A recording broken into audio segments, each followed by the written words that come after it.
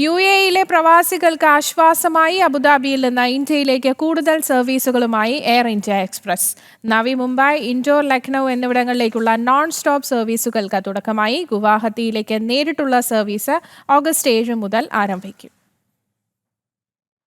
കൂടുതൽ യാത്രാ സൗകര്യവുമായി air India express അബുദാബിയിൽ നിന്ന് ഇന്ത്യയിലെ വിവിധ നഗരങ്ങളിലേക്കുള്ള സർവീസുകൾ വിപുലീകരിക്കുന്നതിന്റെ ഭാഗമായി പുതിയ നേരിട്ടുള്ള സർവീസുകൾ ആരംഭിച്ചതായി കമ്പനി അറിയിച്ചു.